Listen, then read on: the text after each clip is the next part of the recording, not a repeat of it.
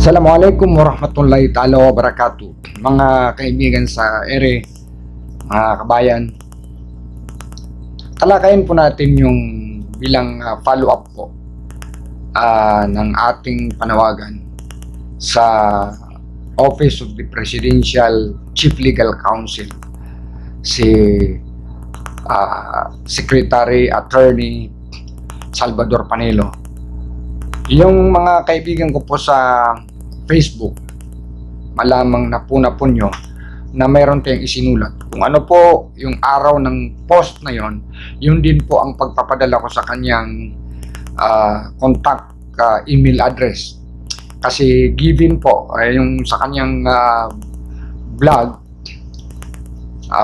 nakalagay ron kung may mga reactions, mga recommendations, dun po ipapadala ang komunikasyon sa kanyang email address. So pinadala po natin, may 5 araw na po yung ating sulat na humihiling na sana sa segment na kanyang counterpoint. Alam po, isa po ako sa mga nagsusubaybay nito dahil napakalinaw po, maganda po yung explanation ng mga issues, clarifications ng issues ng mga polisiya, pronouncements, kasama na rin po yung mga kritisismo sa gobyerno. So, minarapat natin na humiling sa kanya na magkaroon ng segment sa kanyang programa na talakayin at ma-inform, paabot sa ating madla kung ano man po ang sitwasyon kasalukuyang ginagawa ng Duterte administration patungkol po sa matagal nang nabibinbin na reconstruction and rehabilitation po ng Marawi City. Alam po niyo, talagang wasak ang Marawi City. At yung mga displaced, na uprooted sa kanilang mga bahay, watak-watak na po sa iba't ibang sulok ng Pilipinas. Meron pang nabalitaan ko, mayroon pang sumama na lang yung ilan sa mga kamag-anak na OFW sa abroad para po makapaghanap buhay, may pagpatuloy ang kanilang hanap buhay. Yung mga nawala ng hanap buhay dahil naging backward, na banggit natin sa unang vlog natin sa aming talakayan sa DWIZ ni kasamang Loli Acosta, ang isang Maranao, wala kayong siguro napansing Maranao na nagtatrabaho bilang katulong kasambahay dahil umiiral po yung maratabat. Pero nabalitaan natin na dahil sa paglaganap ng kawalang hanap buhay, hindi nga sapat yung ayuda ng gobyerno sa mga evacuation centers, at ngayon ay wala na raw evacuation centers, house-based na lang yung mga tao, pumunta sa mga kamag-anak, sa mga komunidad, sa mga Maranao community sa iba't ibang siyudad at probinsya ng Pilipinas. So naabutan pa sila nitong COVID. Abay, yung ginamit ko na term doon sa programa ni kasamang Loli Acosta, parang dalawang martilyo ang ipinokpok sa ulo ng mga Maranaos, mga kababayan ko. Tumama, isang martilyo yung displacement sa Marawi Seeds, naggera, binumbahan ng kanilang lugar, wala na po yung mga bahay nila, wala na yung mga commercial establishments nila, naging evacuate sila, naging kawawang kauboy. Nasambit po natin sa ating programa kay Kaloli na ang isa po, if not the first fatality po ng COVID-19 sa Pilipinas ay taga Marawi. At siya po isa sa mga displaced. Balita ko pati yung kanyang asawa ay nahawaan din at parang sumunod yata sa kanyang may bahay. Ang marapat lang po na ang ating kinaukulan, lalong-lalo na po ang palasyo, ay may masabi, may ipaliwanag kung ano ba talaga ang estado ng rehabilitation ng Marawi. Ako po yung nag-search sa online at nakita ko lang dito yung report ng Task Force Bangon Marawi. May mga accomplishment daw sila, nagpapatupad ng kalsada. Pero wala roon po yung ano po ang pagsisikap ng gobyerno na makabalik.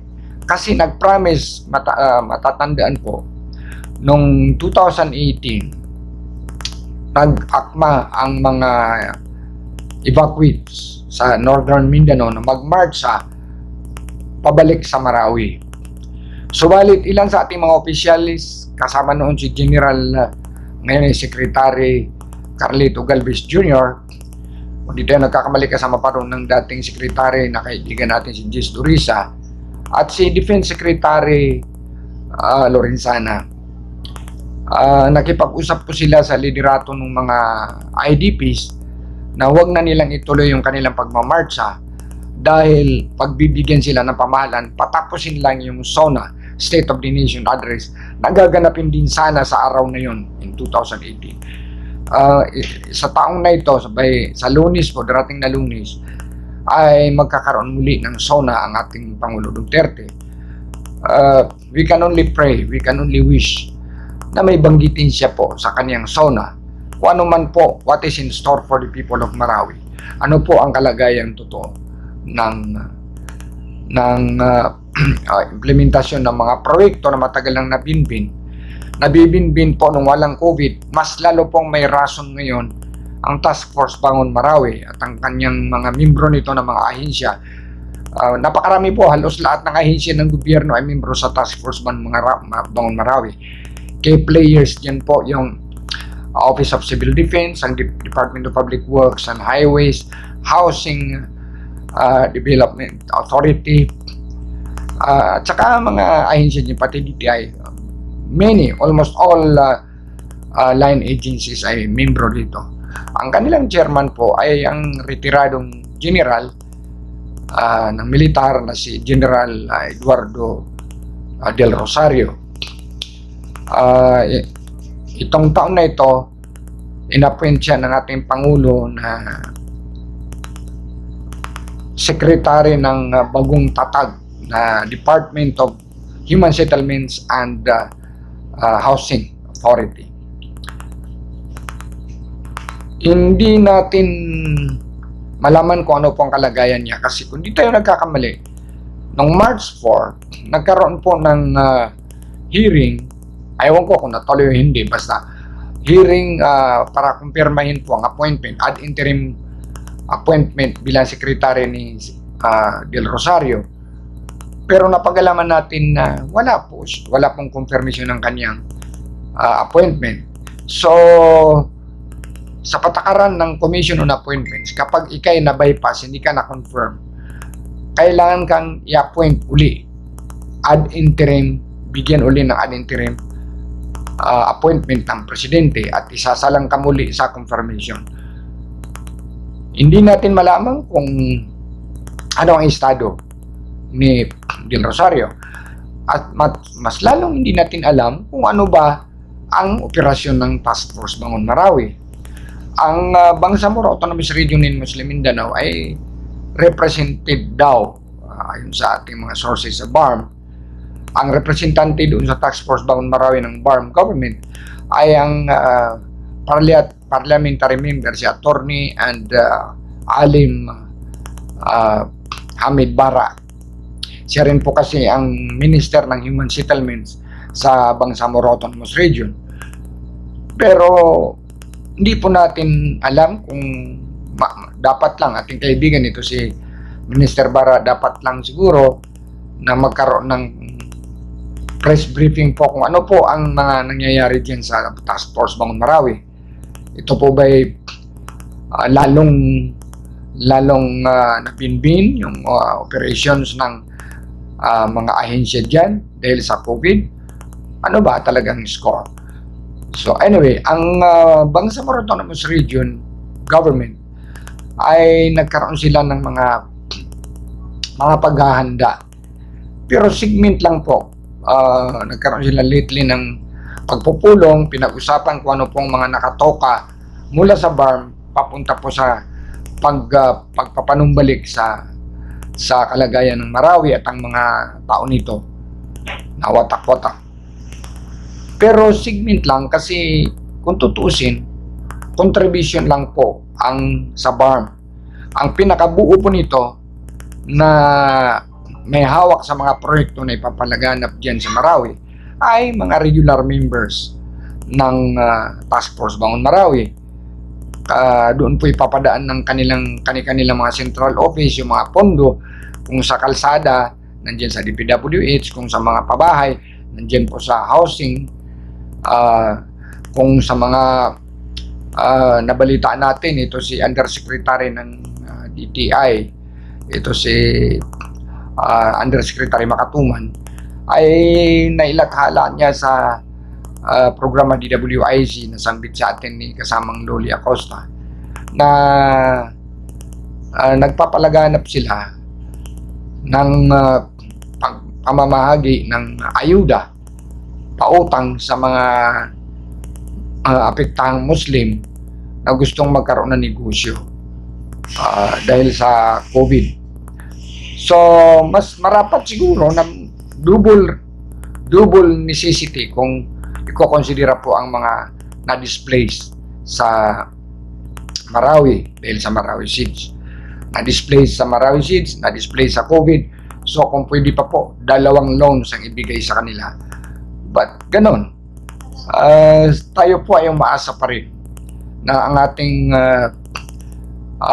Chief Legal Counsel, dahil sa kanyang malaganap na programa Counterpoint, ay isama niya doon, inform ang public, ano ba yon sa ating SONA ng Presidente.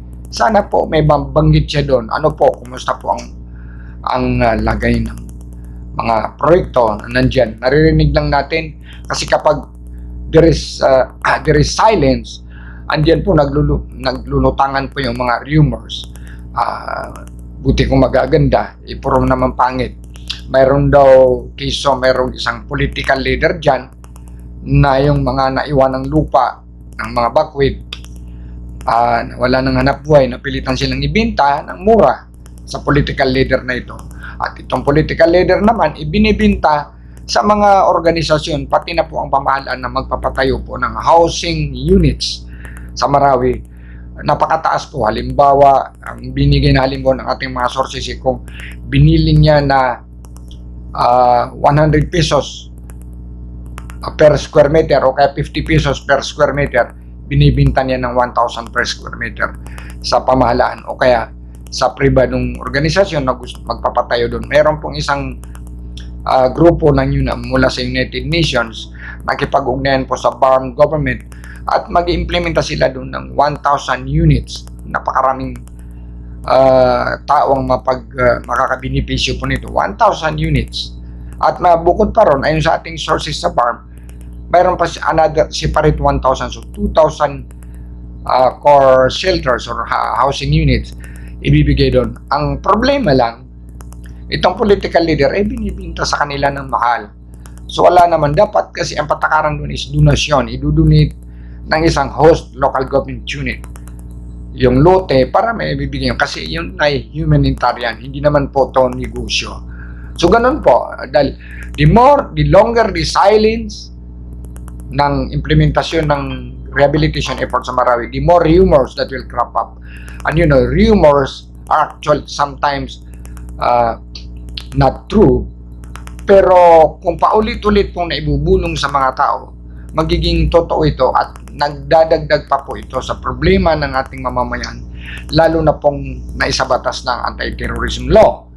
At kung ikaw ay pakiramdam mo discriminated ka, aping-api ka, nawalan ka na ng tahanan, nawala pa yung hanap buhay mo, hindi ka pa binibigyan ng attention, the next move dyan po ay to seek justice. At maabutan sila nitong ideologues ng mga extremist group, yan ang Maute, BIFF, Abu Sayyaf, sabing dito, sumanib kayo sa amin dahil susulong tayo. Ipalaganap natin ang caliphate government dahil nandiyan ang perfect governance, which is actually a cycle na magiging problema. So from small, it will escalate to a monster proportion.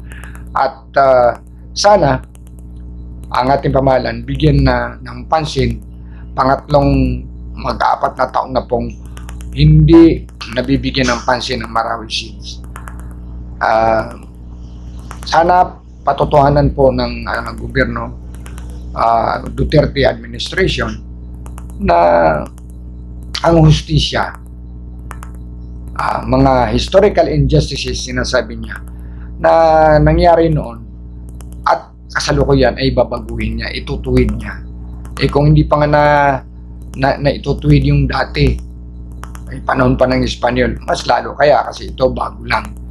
And talking about injustice, dito po sa representation ng mga Muslim, may isingit ko po ito sa ating vlog. Ang ating kaibigan na Associate Justice po ng Court of Appeals, si Japar Limampao. Kaibigan ko po ang yumaong tatay nito, Comelec Commissioner Magdara Limampao. Kasi nagkaroon kami ng ugnayan nung martial law time, panahon pa ni Marcos, government media ako, as a judge panon ng Lanao. So, ang 5 na-bypass na po ang si Justice Limampao. Subalit, na tayo, dahil nagkaroon tayo ng news post po sa ating Facebook, nabatikos tayo ng natawagang tigagawa ng fake news. May 2 tao po talagang grabe yung criticism nila sa akin. Mayroong fake news maker, mayroong isa mayabang daw. Sinasagot ko naman po sila kung gaano ka-harsh yung kanilang mga akusasyon, pero sa messenger po mali po yun, kasi ako'y sinulat ko yung gano'n na sabi ko because Secretary Harry Roque told me he learned about the appointment of Justice Limampao, and he told me confirmed po ang appointment ni Justice Limampao. 2 times po niya sinabi, pero sabi niya, I will make the official announcement when I have the hard copy of the appointment signed by the President. So sinulat ko po yun. But anyway, hindi po na appointed si Justice Limampao, contrary to what Secretary Roque told me over the phone on June 8 ng gabi. So ito si Associate Justice ng Appellate Court din po, Priscilla Baltasar Padilla, na appointed din po bilang Associate Justice. Yun po sana ang pwesto ni yun po yung pwesto na nag-retirong si Andres Reyes na Supreme Court. So dahil po na-bypass muli, siya po ang nangunguna parati, number 1 sa Judicial Bar Council, sa roster sitting Supreme Court magistrates. So sa akin, hindi naman po it's not the end of the road. Definitely may magre-retire na po. At sana by this time bigyan po ng puwang sa Supreme Court si Justice Limampao. Why? Because kung maalala po niyo ang peace agreement ng Moro National Liberation Front and impliedly dito po sa peace agreement ng gobyerno sa Moro Islamic Liberation Front, tinutukoy doon yung binibigyang emphasis yung pangangailangan na i-appoint ang mga qualified Muslim personalities sa lahat ng sangay ng gobyerno. Kasama na ron po ang korte, Appellate Court, Regional Trial Court, Appellate Court, Supreme Court, ang mga sangay ng gobyerno, mga cabinet agencies, mga offices, bureaus. Dahil isa rin po itong daan para mawala yung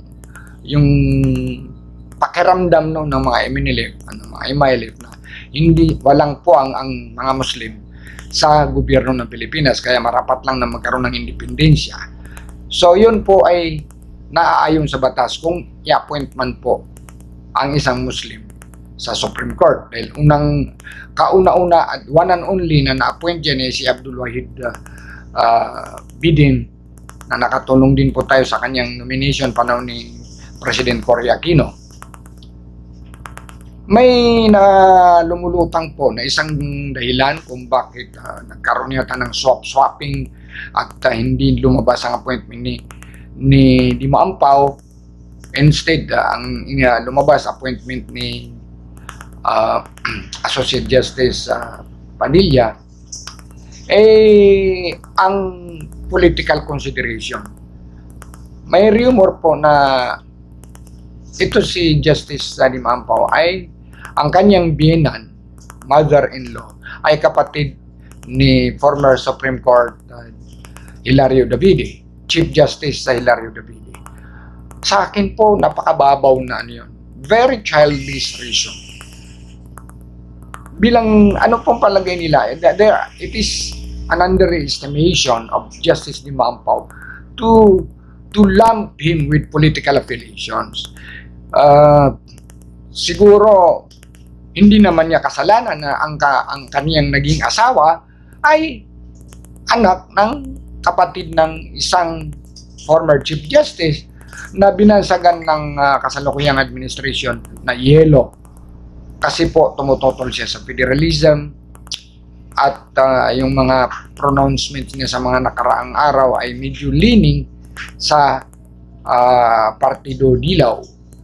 So pati tuloy si Justice Dima Ampao ay binansagan na kaya hindi siya na-appoint dahil nga dilawan siya. That's bad. That's not actually very childish reason yan. If I were an advisor of President Duterte, magpupursige po akong i-advise, magmungkahi sa kanya on two main reasons. The more that Justice Dima Ampao should be appointed. One, sa politika po ay hindi subtraction. Politicking is aimed at addition, adding more allies, multiplying allies. Pero yung kukuha ka dahil lang sa isang subtraction, that's not a good political act or political practice. Pangalawa, may papakita dahil nga nag-iiba na ang tingin ng mga kamusliman sa nangyayari sa mga Maranao evacuees. Magkakaroon ng mahahawian yung pangamba, yung paniniwala ng mga tao na talagang pinababayaan ng administrasyon na ito ang mga Muslim. Kahit na ang ating presidente ay pinapakilala niya kanyang sarili na may dugo siyang Maranao sa grandmother.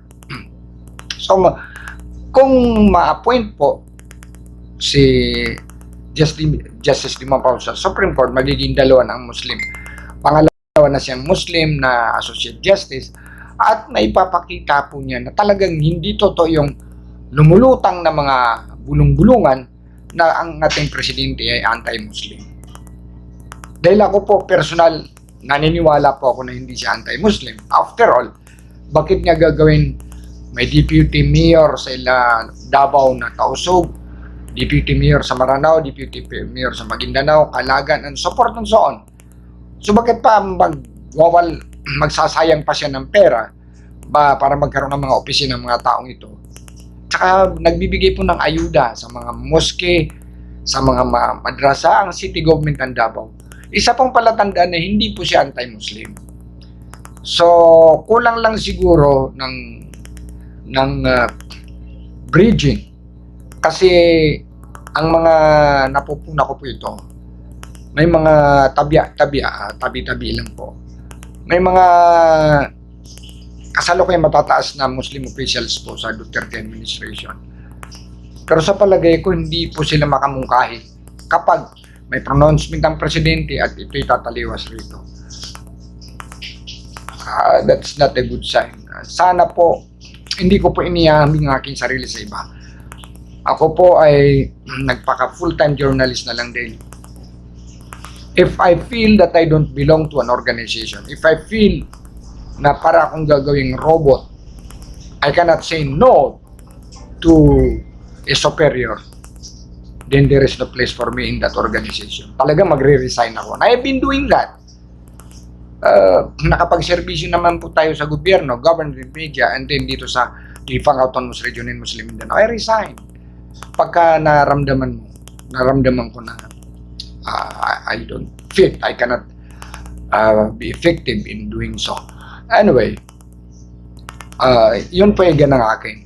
Hindi naman po lahat ng tao ganun ang paninindigan sa buhay. But, mind you, itaufik sana sa inyo ng Panginoon, sa ating mga Muslim advisors ni Presidente, na itong mga bagay na ito ay maliliit kapag pinabayaan na hindi na nabigyan ng solution, lalo lang pong nagpapalala ang pagkakawala ng tiwala ng mga ilan nating mamamayan, mga kabayan, mga kapatid na Muslim, exemplified by the government neglect on the reconstruction of war-torn Marawi City, the place where I was born. More than 64 years ago, I was born in Barangay Marinaot, Marawi City, one of the zero ground or most affected area sa Marawi.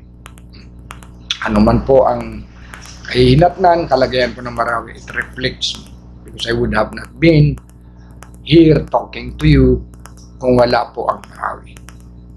We can only pray na sana magising po yung mga nararapat na umaksyon sa mga problema na ating idinulog sa madla sa ating vlog na ito. Please subscribe if you like. Please comment sa ating vlog. At saka ilalagay ko rin po yung aking email address. Kung sakali meron kayong mga recommendations pa na dapat talakayin natin sa mga susunod nating episode. Focus po ng attention natin is the concerns and aspirations of the Muslim. After all, yan po ang kulang po ang representasyon sa national media, mainstream media, ang mga Muslim. Ako po yung natutuwa at DWIC ay binigyan po ang inyong lingkod para makatalakay namin tuwing Lunes 3 to 4 ang patungkol po sa mga kalagayan, aspiration at hinaing ng mga Muslim Filipinos. Assalamualaikum warahmatullahi ta'ala wabarakatuh.